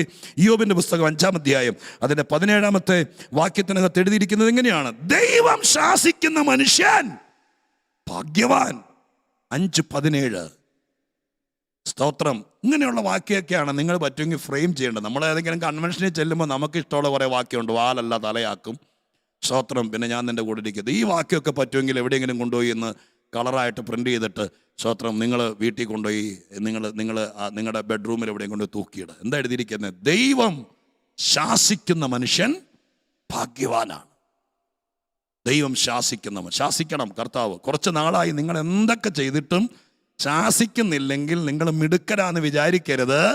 സ്തോത്രം. അന്നേരം ഓർത്തോളം എന്തോ പ്രശ്നമുണ്ട്. ദൈവം കൈവിട്ടതാണോ എന്ന് ഭയപ്പെടണം. നിങ്ങൾ ചിലപ്പോൾ ചിലരോട് ചോദിക്കുകയല്ലേ, എടാ ഇവനിതൊക്കെ ചെയ്തിട്ടും ദൈവം ഇതൊന്നും കാണുന്നില്ലേ, ദൈവം ചോദിക്കുന്നില്ലേ? ഇത്രയുള്ള കേസ്. ദൈവം വിട്ടിരിക്കുക. നീ ശാസിക്കത്തുമില്ല, ഇനി തല്ലത്തുമില്ല. ഇനി അവൻ തന്നെ പോയി തലയും കുത്തി വീഴും. സ്തോത്രം. നിങ്ങളത് പഠിക്കണമെങ്കിൽ നമ്മൾ വായിച്ച 50-17 താഴേക്കുള്ള ഭാഗം നോക്കിയാൽ മതി. അവൻ ശാസനയെ വെറുത്തതിന് ശേഷം അവന് സംഭവിച്ച സകല തകർച്ചകളും എത്ര വലുതാണെന്ന് 50-17 മുതൽ, അത് വേറൊരു പ്രസംഗമാണ്, എവിടെയെങ്കിലും എഴുതി വെച്ച് പിന്നെ നിങ്ങൾ നോക്കിയാൽ മതി. അപ്പൊ ഇയ്യോബിന്റെ 5:17 പറയുന്നത് ഇങ്ങനെയാണ്. സ്തോത്രം. ദൈവം ശാസിക്കുന്ന മനുഷ്യൻ ഭാഗ്യവാൻ. 141-ാം സങ്കീർത്തനത്തിന്റെ 5-ാം വാക്യം, ആ വാക്യത്തിനകത്ത് എഴുതിയിരിക്കുന്നത് ഇങ്ങനെയാണ്: നീതിമാൻ ശാസിക്കുന്നത് എൻ്റെ തലയ്ക്ക്, നീതിമാൻ എന്നെ അടിക്കുന്നത് ദയ, അവൻ എന്നെ ശാസിക്കുന്നത് തലയ്ക്ക് എണ്ണ. അപ്പോൾ ഒരു ദൈവദാസൻ ശാസിക്കുകയാണ്, മോനെ ഇങ്ങനെയല്ല ചെയ്യേണ്ടത്. സ്തോത്രം. നീ ഒരു ദൈവവൈതലല്ലേ, ഇങ്ങനെയാണോ വസ്ത്രം ധരിക്കേണ്ടത്? നീ കർത്താവിനെ സ്നേഹിക്കുന്ന ഒരു കുടുംബത്തിൽ നിന്ന് വന്നവനല്ലേ, നിനക്ക് കുറച്ചുകൂടെ ദൈവഭയത്തിൽ ജീവിച്ചുകൂടാ? എൻ്റെ ശരീരത്തിന് മുഴുവൻ എന്നെ ഈ വരച്ചു വെച്ചിരിക്കുന്നേ എന്ന് ചോദിച്ചാൽ പിന്നെ ആ ചെറുക്കൻ ആ മനുഷ്യൻ്റെ അടുക്കലേക്ക് പോവുകയല്ല. ആർക്ക് പോയട മോനെ, ആർക്ക് പോയി? നിനക്കും നിന്റെ കുടുംബത്തിനും പോയി. അതിന് പകരം നീ ഇന്ന് പകലക്കാലം നിനക്ക് സ്വന്തം ബൈബിൾ ഉണ്ടെങ്കിൽ നീ ബൈബിൾ നിവർത്തണം. ഇല്ലെങ്കിൽ നിന്റെ അപ്പനോട് ചോദിക്കണം, നിനക്കൊരു ഡ്യൂക്ക് ബൈക്ക് മേടിച്ചു തരാനല്ല, അപ്പ ഇന്നൊരു ബൈബിൾ മേടിച്ചു തരാൻ പറയണം. എന്നിട്ട് ബൈബിളിനകത്ത് നീ ഈ വാക്യം കണ്ടെത്തണം, എന്നിട്ട് അതിൻ്റെ അടി വരയിടണം. നീതിമാൻ ശാസിക്കുന്നത് നിന്റെ തലക്കെണ്ണ. ആരെങ്കിലും തിരുവെഴുത്ത് വെച്ച് നിന്നെ ശാസിച്ചാൽ, ആരെങ്കിലും ദൈവവചനം വെച്ച് നിന്നെ തിരുത്തിയാൽ, നീ ഒരു തരം കോമാളിയെ പോലെ പോയാൽ, ഞാൻ ഇന്ന് പകലക്കാലം രണ്ടും കൽപ്പിച്ച് പറയുക, നീ ചെന്ന് നിൽക്കുന്ന എവിടാന്ന് പറയാൻ പറ്റിയല്ല. സ്തോത്രം. അപ്പൻ ശാസിച്ച കേൾക്കുകയല്ല, ദൈവദാസൻ ശാസിച്ച കേൾക്കുകയല്ല, സ്റ്റേഷനിലെ SI പോലും വിട്ടുന്ന കേൾക്കുന്നേ. പിന്നെ ആര് ശാസിച്ച കേൾക്കും? സ്തോത്രം. ഞാൻ പ്രകോപനം ഉണ്ടാക്കിയല്ല, ഈ സങ്കീർത്തനം ഇങ്ങനെയാണ് എഴുതിയിരിക്കുന്നത്. അതിനകത്തുനിന്ന് 23-ാം സങ്കീർത്തനം പറയുന്ന പോലെ പറയാൻ പറ്റിയല്ല. അപ്പൊ ഈ വാക്യം പറയുന്നു, ഒരു നീതിമാൻ നിന്റെ അടുക്ക് വിളിച്ചത് പറയാം, മോനെ ഇതല്ലടാ, മോളെ ഇങ്ങനെയല്ല, നീ ഒരു ദൈവദാസന്റെ മോളല്ലേ. സ്തോത്രം. നീ ഒരു കർത്താവിനെ അറിഞ്ഞ കുടുംബത്തിലെ കൊച്ചുമോളല്ലേ. നിന്റെ വെല്ലുമിച്ച ആരായിരുന്നു? അവിടെ മോൾ ഇങ്ങനെ അല്ലെന്ന് ഒരമ്മയോ ഒരു സഹോദരിയോ നിന്നെ ഉപദേശിച്ചാൽ നീ പിണങ്ങരുത്, കോപിക്കരുത്. സ്തോത്രം ചെയ്തിട്ട് പറയണം, ദൈവത്തിന് നിന്നോടുള്ള സ്നേഹമാണ്, ദൈവത്തിന് നിന്നോടുള്ള കരുണയാണ്. ഏതോ ഒരു മനുഷ്യനിലൂടെ നിനക്ക് കിട്ടിയ ശാസന നിന്റെ തലയില്, സ്തോത്രം, എണ്ണ വെച്ച് നിന്നെ കുളിപ്പിക്കാൻ വേണ്ടി, അങ്ങനല്ലേ എണ്ണ പറ്റണേ. സ്തോത്രം. അതിനു വേണ്ടി വെച്ചതുപോലെ അന്ന് മനസ്സിലാക്കണം. ഞാൻ ഇനിയും കാണിച്ചു തരാം, കേട്ടോളണേ. 1 ശമൂവേൽ 3-ാം അധ്യായത്തിന് ശാസന ഇല്ലാതെ പോയാലുള്ള വലിയ പ്രശ്നങ്ങൾ ഞാൻ കാണിച്ചു തരാം. എന്താണെങ്കിലും നനഞ്ഞു, എന്നാൽ നമുക്ക് മുഴുവൻ കേൾക്കാം. സ്തോത്രം. 1 ശമൂവേൽ 3-ാം അധ്യായത്തിൻ്റെ 13-14 വാക്യങ്ങൾ നോക്കിയേ. 3-ാം അധ്യായത്തിൻ്റെ 13-14 വാക്യം എന്താ എഴുതിയിരിക്കുന്നത്? സ്തോത്രം. ഏലിയുടെ വീടിനെ കുറിച്ചാണ് എഴുതിയിരിക്കുന്നത്. 1 ശമൂവേൽ 3-ന്റെ 13-14 വാക്യം കേട്ടോളണേ. ഏലിയെ കുറിച്ച് പറയുകയാണ്, അവന്റെ പുത്രന്മാർ ദൈവദൂഷണം പറയുന്ന അകൃത്യം അവൻ അറിഞ്ഞിട്ടും അവരെ ശാസിച്ചമർത്തായക കൊണ്ട് ഞാൻ അവന്റെ ഭവനത്തിന് എന്നേക്ക് ശിക്ഷ വിധിക്കും എന്ന് ഞാൻ അവനോട് കൽപ്പിച്ചിരിക്കുന്നു. ഏലിയുടെ ഭവനത്തിന്റെ അകൃത്യത്തിനും യാഗത്താലും വഴിപാടിനാലും ഒരു നാളും പരിഹാരം വരില്ല. ഞാൻ നിങ്ങളോട് ചോദിക്കുന്നു, ഞങ്ങൾ ഉപദേശിമാർ നാൽക്കവലയിൽ നിന്നും യോഗങ്ങളിൽ നിന്നും ഘോരഘോരം പ്രസംഗിക്കാറുണ്ട്. എൻ്റെ പൊന്നു സഹോദര, പരിഹാരമില്ലാത്തൊരു പ്രശ്നമില്ല, ഇങ്ങ് പോരെ എന്ന് പറയാറുണ്ട്. ഈ വാക്യം ഇന്ന് പകൽക്കാലം നോക്കണം. തിരുവെഴുത്ത് എഴുതി വെച്ചിരിക്കുന്നു, ചില കുടുംബത്തിലെ വിഷയത്തിന് സ്തോത്രം യാഗം കൊണ്ടോ കർമ്മം കൊണ്ടോ ഉപവാസം കൊണ്ടോ നേർച്ച കൊണ്ടോ സ്തോത്രം ഇനി വെള്ളം പ്രാർത്ഥിച്ചുകൊണ്ട് പോയാലോ എണ്ണ പ്രാർത്ഥിച്ചു കുടിച്ചാലോ ഇതുകൊണ്ടൊന്നും ചില വിഷയത്തിന്, ചില വീട്ടിലെ വിഷയത്തിന്, ചില കുടുംബത്തിന്റെ വിഷയത്തിന് പരിഹാരം ഉണ്ടാകില്ലെന്ന് ഞാനല്ല, ദൈവം കൽപ്പിച്ചു. എന്നാച്ചാ വീട്ടിൽ പറ്റിയേ? അവരവിടെ കള്ളു മാറ്റിയോ? ലോകത്തിലുള്ള എല്ലാ ദൈവങ്ങളെ കൂടെ കൊണ്ടുവന്ന് അവരെ സ്തോത്രം വീടിന് ഇല്ല, ഒന്നും ചെയ്തില്ല. അവിടെ എന്നാ പറ്റിയേ? ഏലി എന്ന് പറയുന്ന മറ്റുള്ളവരെ ഉപദേശിക്കാൻ വേണ്ടി പരിജ്ഞാനം ദൈവം കൊടുത്ത് എഴുന്നേൽപ്പിച്ച ഈ മനുഷ്യൻ സ്വന്തം മക്കൾ ദൈവദൂഷണം പറയുന്നു. ദൈവദൂഷണം എല്ലാ അപ്പന്മാരും അമ്മമാരും കേൾക്കട്ടെ. എന്താ ദൈവദൂഷണം? ഈ ചെറുക്കന്മാരെന്താ പറയുന്നത്? യാഗത്തിന് കൊണ്ടുവരുന്ന ഇറച്ചി ഇവർ വഴിക്ക് വെച്ച് പിടിച്ചു പറിച്ച് മേടിച്ച് വറുത്ത് തിന്നാൻ മേടിക്കും. അവർ പറയും, എൻ്റെ പൊന്നുമോനെ, ദൈവം കോപിക്കൂടാ എന്ന് പറയും. ദൈവം, ഏത് ദൈവം? ദൈവം കോപിക്കുമായിരുന്നു, എന്നെ കോപിക്കായിരുന്നു. ഇവന്മാരൊക്കെ ഇങ്ങനെ തിന്നു കൊടുത്ത് നടക്കുന്ന കണ്ടില്ലേ? ഇത് ദൈവദൂഷണമാണ്. ഇത് അപ്പൻ ഏലി 10 വട്ടം കേട്ടിട്ടും ദൈവം തമ്പുരാൻ വിധിച്ചത് മക്കളെ അല്ല, അപ്പനെ വിധിച്ചിട്ട് പറഞ്ഞു, സ്തോത്രം, നിന്റെ സന്തതി ദൈവദൂഷണം പറഞ്ഞിട്ട് നീ അവനെ കഴുത്ത് കണ്ടിക്കാൻ പറഞ്ഞില്ല, വീട്ടിൽ നിന്ന് ഇറക്കി വിടാൻ പറഞ്ഞില്ല, നീ അവന്റെ ഐഡന്റിറ്റി കാർഡ് കീറിക്കളയാൻ പറഞ്ഞില്ല, നിനക്കൊന്ന് ശാസിക്കായിരുന്നല്ലോടാ. ഇങ്ങനെ അല്ലടാ, മേലാ ഈ വാക്കോടെ പറയരുതാ. എടാ, പിടിയരി ചോറ് തിന്ന് വളർന്നവനാ നീയൊക്കെ, വെല്ലോനും കൊണ്ടുവന്ന് യാഗം കഴിച്ചു വളർന്നവനാടാ, അതിവിടെ പറയരുതടാ എന്ന് പറയാൻ ഈ അപ്പന് പറ്റുമായിരുന്നല്ലോ. അവനത് പറയാത്തത് കൊണ്ട് കുറെ നാൾ ദൈവം ക്ഷമിച്ചു, വേറൊന്നും ചെയ്തില്ല. അവനെ കുനിച്ചു നിർത്തി 5ന്റെ കട്ടിക്ക് ഇടിക്കണമെന്നോ സ്തോത്രം ചട്ടകം പഠിപ്പിച്ച് വേണ്ടാത്തടത്ത് വെക്കണമെന്നൊന്നും ദൈവം പറഞ്ഞില്ലല്ലോ. ദൈവം എത്ര പറഞ്ഞോളൂ, നീ അപ്പനാണെങ്കിൽ നിനക്ക് പറയായിരുന്നല്ലോ, എടാ ഇതൊരു പ്രാർത്ഥനയുള്ള വീടാടാ, ഇത് പാഴ്സനേജാടാ, ഇത് ചെയ്യരുതടാ എന്ന് പറയാതിരുന്നത്, ശാസിച്ചമർത്താതിരുന്നത് സ്വർഗത്തിലിരുന്നുകൊണ്ട് ദൈവം കണ്ടു.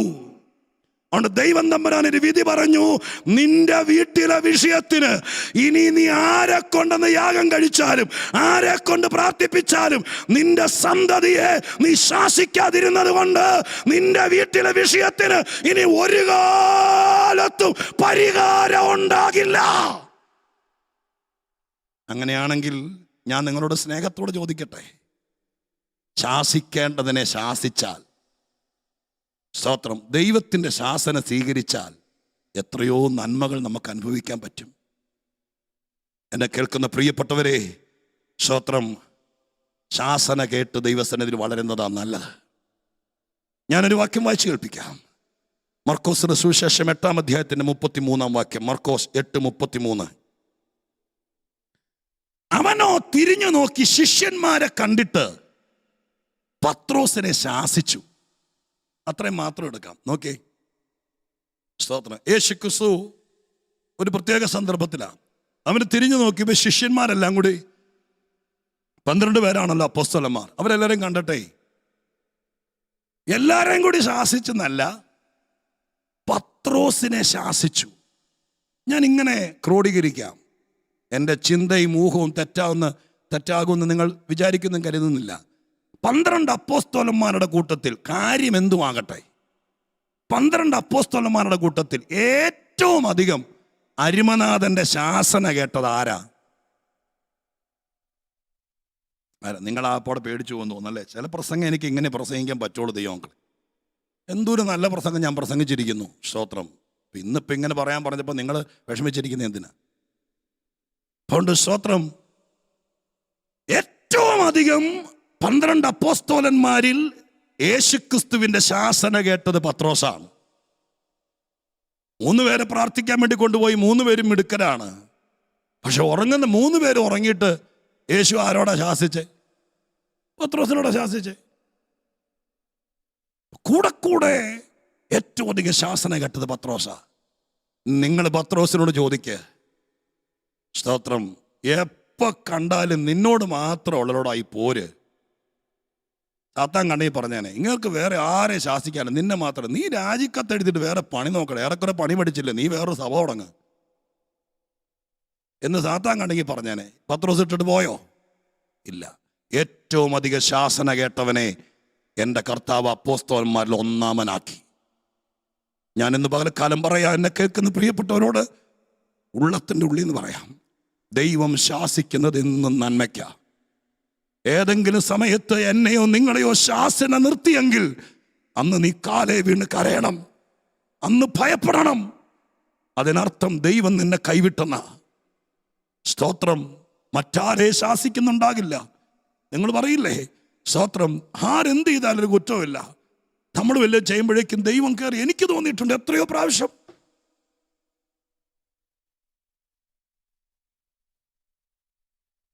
എത്രയോ പ്രാവശ്യം. വേറെ എത്രയോ പേര് എന്തെല്ലാം കൊളരായി കാണിക്കുന്നു അങ്ങനെ നാമത്തിൽ, അങ്ങനെ പേരിൽ. ആരോടൊരു കുഴപ്പമില്ല. യൂദ കൈയിട്ട് വാരിയിട്ട് അങ്ങ് ശാസിച്ച് ഞാൻ വായിച്ചിട്ടില്ല. തോമസ് അങ്ങേ അവിശ്വസിച്ചിട്ട് കൂടുതലൊന്നും പറഞ്ഞു കാട്ടിയാൻ വായിച്ചിട്ടില്ല. പക്ഷെ പത്രോസ് എന്തെങ്കിലുമൊക്കെ കൊച്ചു കൊച്ചു കാര്യങ്ങൾ ചെയ്യുമ്പോഴൊക്കെ എല്ലാവരും കേക്കെ, മറ്റുള്ളവർ കേക്കെ, അമർച്ചയായി ശാസിച്ച് വിഷമം തോന്നും. ഒരാളെ മാത്രം ശാസിക്കുമ്പോൾ വിഷമം തോന്നും. ഞാൻ നിങ്ങളോട് പറയാം, ദൈവത്തിൻ്റെ പക്ഷത്ത് നിന്ന് ഏറ്റവും അധികം ശാസന, മറ്റാർക്കും ഇല്ലാത്ത ശാസന, അതാർക്ക് കിട്ടുന്നോ അവർ ഭാഗ്യമുള്ളവരാ. കുറെ കഴിയുമ്പോൾ നിന്റെ ഇരിപ്പിടം എവിടെ ആയിരിക്കുമെന്നറിയാമോ? നിന്നെ ദൈവം എവിടെ കൊണ്ടിരുത്തുമെന്നറിയാമോ? സ്വർഗം നിന്നെ എവിടെ വെക്കുമെന്നറിയാമോ? സ്തോത്രം. ദൈവത്തിൻ്റെ ശാസന എന്നും നിന്നെ നന്മയിലേക്ക് നയിക്കും, എന്നും നിന്നെ നന്മയിലേക്ക് നയിക്കും. സ്തോത്രം. വെളിപ്പാട് പുസ്തകത്തിലെ ഒരു വാക്യം വായിച്ച് കേൾപ്പിക്കട്ടെ. 3-ാം അധ്യായത്തിൻ്റെ 19-ാം വാക്യം. വെളിപ്പാട് പുസ്തകം 3-ാം അധ്യായം 19-ാമത്തെ വാക്യം ഞാൻ വായിച്ച് കേൾപ്പിക്കാം. എനിക്ക് പ്രിയമുള്ളവരെയൊക്കെയും ഞാൻ ശാസിക്കുകയും ശിക്ഷിക്കുകയും ചെയ്യുന്നു. ഞാൻ ഏറ്റവും വെറുക്കുന്നവൻ, എനിക്കകത്ത് കയ്പുള്ളവൻ, ഞാൻ ഇവനെ നോക്കിയിരിക്കുമായിരുന്നു. ഒരവസരം കിട്ടിയാൽ, നമ്മുടെ മനുഷ്യൻ പറയുന്ന പോലെ, അങ്ങനെയാണോ ദൈവം പറഞ്ഞത്? ഒരവസരം നോക്കിയിരിക്കുന്നത് ഇവനോട്ടൊന്ന് കൊടുക്കാൻ, 4 പേരുടെ മുമ്പിൽ വെച്ച് ഇവനെ ഒന്ന് തീർക്കാൻ എന്നൊക്കെ എത്രയോ മനുഷ്യൻ കാത്തിന്. 2 വാക്ക് പറയാൻ ഞാൻ 2 കൊല്ലമായിട്ട് നാക്ക് ചൊറിഞ്ഞിരിക്കുകയാണ്. ഇന്നാ കിട്ടിയത്. അങ്ങനെയല്ലല്ലോ യേശു പറഞ്ഞത്. ആ വാക്ക് കേട്ടോ, എനിക്ക് പ്രിയമുണ്ടോ ഞാൻ നിന്നെ ശാസിച്ചിരിക്കും, എനിക്ക് പ്രിയമുണ്ടോ ഞാൻ നിന്നെ ശിക്ഷിച്ചിരിക്കും. അപ്പൊ ദൈവം ശാസിക്കുന്നവന് ഓർത്തോരണം, എന്നോട് പ്രിയമുണ്ട് മറ്റാരേക്കാൾ. ഇതിനിടയിലെല്ലാം ഇന്നത്തെ വീട്ടിലെ സഭായത്തിൽ പങ്കെടുക്കുന്ന പലരും ഈ അനുഭവത്തിലൂടെ പോകുന്നവർ കണ്ടേക്കാം. മറ്റാരോടും ഇല്ലാത്ത ഏതോ ഒരു പിടുത്തം ദൈവത്തിന് എന്നോടുണ്ട്. ഞാൻ തിരിഞ്ഞാ കുറ്റം, നോക്കിയാ കുറ്റം, വസ്ത്രം ധരിച്ചാ കുറ്റം, എല്ലാത്തിനും കുറ്റം, എല്ലാത്തിനും ശാസിക്കും. അതുകൊണ്ട് ഓർത്തോണം, നിന്നോട് പിണക്കമുള്ളത് കൊണ്ടല്ല, നിന്നെക്കുറിച്ച് ദൈവത്തിന് സ്വപ്നമുണ്ട്. മറ്റാരേക്കാൾ ഞാൻ നിന്നെ പ്രതീക്ഷിച്ചു പോയി, മറ്റാരേക്കാൾ ഞാൻ നിന്നെ കരുതിപ്പോയി, മറ്റാരേക്കാൾ ഞാൻ നിന്നെ കുറിച്ച് പലതും പ്ലാൻ ചെയ്തു പോയി. അതുകൊണ്ട് ഞാൻ നിന്നെ വിടിയല്ല, ഞാൻ നിന്നെ ശിക്ഷിച്ചും ശാസിച്ചും എൻ്റെ സ്വപ്നങ്ങൾ നിന്നിൽ നിറവേറുവോളം ഞാൻ നിന്റെ പുറകെ നടക്കും. 50-ാം സങ്കീർത്തനത്തിലെ 8-ാം വാക്യം മറക്കരുത്. എപ്പോഴെങ്കിലും ദൈവം നിന്നോട് പറയുക, ഇനി ഞാൻ നിന്നെ ശാസിക്കുന്നില്ലടാ, ജീവിച്ചോ, പൊക്കോ, പോയി തിന്ന് കുടിച്ച് ജീവിച്ചോ എന്ന് പറഞ്ഞാൽ അന്ന് നീ ദൈവത്തെ വിടരുത്. ദൈവത്തെ കയറി വട്ടം പിടിച്ചിട്ട് പറയണം, അങ്ങനെയൊന്നും പറയരുത്, അങ്ങനെയൊന്നും പറയരുത്. അങ്ങ് ശാസിച്ചില്ലെങ്കിൽ പിന്നെ ഞങ്ങളെ ആര് ശാസിക്കാൻ? അങ്ങ് ശിക്ഷിച്ചില്ലെങ്കിൽ ഞങ്ങളെ ആര് ശിക്ഷിക്കാൻ? ഒരു വാക്യം കൂടി വായിക്കാനുള്ള ത്രാണി എനിക്കുള്ളൂ. ഞാൻ സഹോദരന്മാർക്ക് 5-6 വാക്യങ്ങൾ എഴുതി കൊടുത്തതാണ്. ഞാൻ ഒരു വാക്യം വായിച്ച് കേൾപ്പിച്ച് അവസാനിപ്പിക്കാം. ശ്രോത്ര എബ്രായ ലേഖനം 12-ാം അധ്യായത്തിൻ്റെ 5-ാം വാക്യം. ആ വാക്യം ഇങ്ങനെ, എബ്രായ ലേഖനം 12:5. മകനെ, കർത്താവിൻ്റെ ശിക്ഷ നിരസിക്കരുത്, അവൻ ശാസിക്കുമ്പോൾ മുഷിയരുത്. സ്തോത്രം.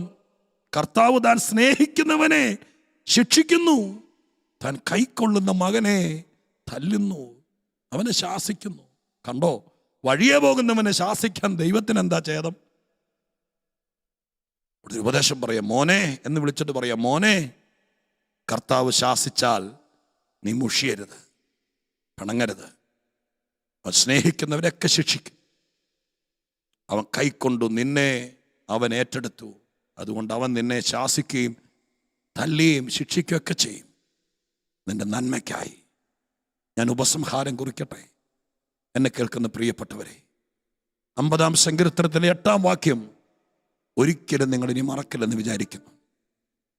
എത്രയോ പ്രാവശ്യം 50-ാം സങ്കീർത്തനം ഞാൻ തന്നെ ഈ വേദിയിൽ വായിച്ചിട്ടുണ്ട്. കഴിഞ്ഞ 1.5 ആഴ്ചയായി 8-ാം വാക്യത്തിൻ്റെ രത്നച്ചുരുക്കം എനിക്ക് പിടികിട്ടാതെ ഞാൻ കർത്താവിന് ബുദ്ധിമുട്ടിച്ചുകൊണ്ടിരിക്കുകയായിരുന്നു. എന്താ കർത്താവേ ഈ വാക്കിൻ്റെ അർത്ഥം?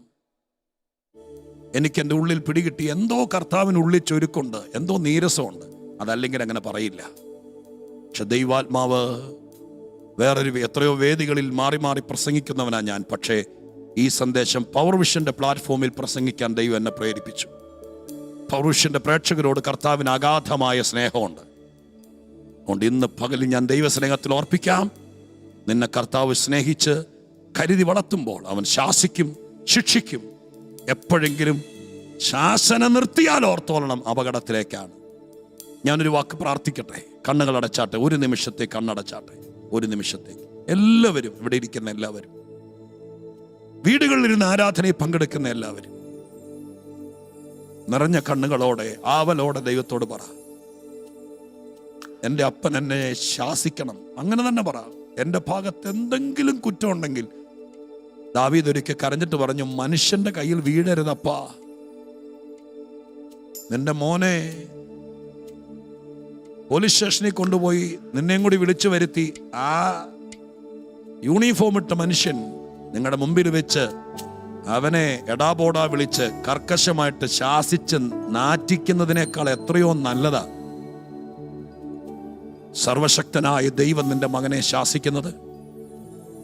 അപ്പന്മാരെല്ലാം മക്കളെ ഏൽപ്പിച്ചു കൊടുക്ക്. ഏലിക്ക് പറ്റിയത് പറ്റാതിരിക്കട്ടെ. ദൈവത്തോട് പറ, എന്നെ, എൻ്റെ കുഞ്ഞുങ്ങളെ, എൻ്റെ കുടുംബത്തെ പത്രോസിനെ ശാസിച്ചതുപോലെ, അലക്കുകല്ലിരട്ട് അലക്കുന്നത് പോലെ മറ്റാരെയും ശ്രദ്ധിച്ചില്ലെങ്കിൽ, ആരുടെ മുമ്പിൽ വെച്ചാണെങ്കിലും അങ്ങനെ വഴക്ക് പറഞ്ഞാൽ എനിക്ക് നാണമില്ലപ്പാ, ലജ്ജയില്ല. ഞാൻ പിന്നെയും ഒരു പാദസേവകനെ പോലെ അങ്ങയുടെ കാൽക്കൽ നിന്ന് മാറില്ല, ഞാൻ മാറില്ല. നീ എന്നെ ശാസിച്ചു വളർത്തും. എന്നെ മാത്രമല്ല, എൻ്റെ മക്കളെ ശാസിക്കണം. അതിനായിട്ട് ഏൽപ്പിച്ചു കൊടുക്കാം. പരിശുദ്ധ ദൈവമേ, ഞങ്ങളുടെ സ്വർഗീയ പിതാവേ, സഭായുഗത്തിന്റെ സന്ദേശത്തിനായി സ്തോത്രം. സങ്കീർത്തനത്തിൽ ഞങ്ങളുടെ ഇടപെട്ടതിനായി സ്തോത്രം. ഇസ്രായേലിനോട് ഒരിക്കൽ ദൈവം പറഞ്ഞു, ഇനി ഞാൻ നിന്നെ ശാസിക്കില്ല, നിനക്ക് ശാസന വെറുപ്പാണെന്ന് എനിക്ക് മനസ്സിലായി. അപ്പാ, ഞങ്ങൾ കേരളത്തിലെ എല്ലാ ദൈവസഭകൾക്കും പൗരുഷന്റെ പ്രേക്ഷകർ അവരുടെ പ്രതിനിധികളായി നിന്നുകൊണ്ട് കരഞ്ഞുകൊണ്ട് പറയുന്നു, കേരളത്തിലെ സഭകളെ ശാസിച്ചു വളർത്തണം.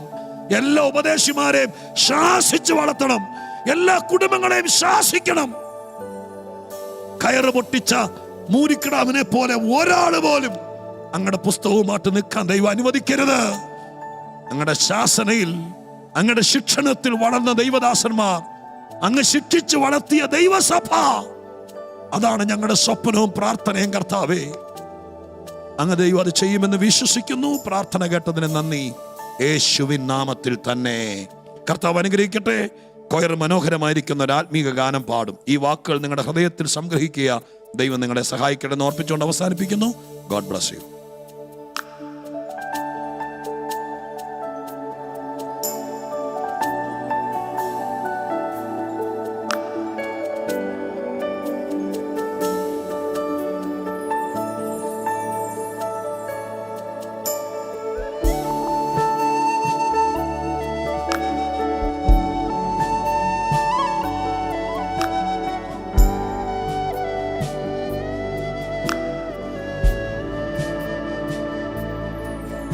വൻദുഃഖം പ്രയാസങ്ങൾ ഏറിയാലും നിരാശനായി തീരില്ല ഞാൻ.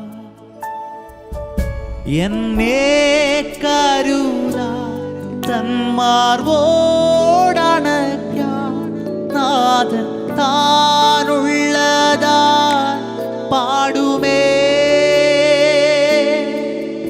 വൻദുഃഖം പ്രയാസങ്ങൾ ഏറിയാലും നിരാശനായി തീരില്ല ഞാൻ. എന്നെ കരുതാ തന്മാർവോടണയ്ക്കാൻ നാഥൻ താനുള്ളതാ പാടുമേ. പാടിയിടും സ്തോത്രം ഞാൻ, സ്തോത്രം ഞാൻ പാടിയിടും. നാഥൻ ചെയ്യും എല്ലാം നന്മയ്ക്കായി. പാടിയിടും സ്തോത്രം ഞാൻ, സ്തോത്രം ഞാൻ പാടിയിടും. നാഥൻ ചെയ്യും എല്ലാം നന്മയ്ക്കായി. എന്ന് തടത്തിൽ കർത്തൻ വാസമതാ, യോർദാൻ പോൽ വൻ ക്ലേശം വന്നാ തകർന്നു പോവില്ല. ചാവിൻ മുൻപിലും തൻ ശാന്തി മന്ത്രണം കേൾക്കും ഞാൻ. എന്ത് തടത്തിൽ കർത്തൻ വാസമതാ, യോർദാൻ പോൽ വൻ ക്ലേശം വന്നാ തകർന്നു പോവില്ല. ചാവിൻ മുൻപിലും തൻ ശാന്തി മന്ത്രണം കേൾക്കും ഞാൻ.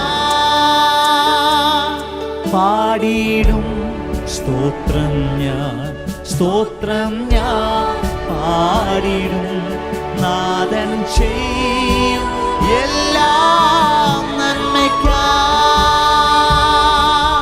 പാടിയിടും സ്തോത്രം ഞാൻ, സ്തോത്രം ഞാൻ പാടിയിടും.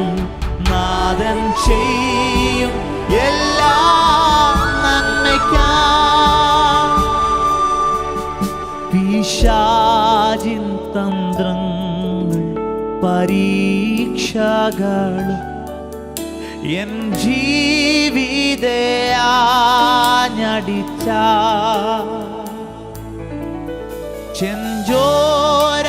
ചെഞ്ചോരാചോരിഞ്ഞ എൻ ജീവനാഥൻ എൻ പക്ഷം ഉള്ളതാൽ ജയമേ.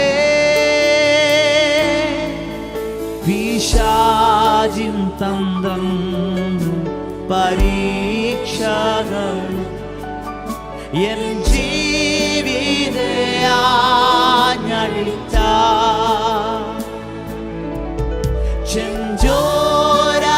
ചെഞ്ചോരാചോരിഞ്ഞ എൻ ജീവനാഥൻ എൻ പക്ഷം ഉള്ളതാ ജയമേ. പാടിയിടും സ്തോത്രം ഞാൻ, സ്തോത്രം ഞാൻ പാടിയിടും. നാഥൻ ചെയ്യും എല്ലാം നന്മയ്ക്കായി. പാടിയിടും സ്തോത്രം ഞാൻ, സ്തോത്രം ഞാൻ പാടിയിടും. നാഥൻ ചെയ്യും എല്ലാം നന്മയ്ക്കായി. നാഥൻ ചെയ്യും എല്ലാം നന്മയ്ക്കായി. നാഥൻ ചെയ്യും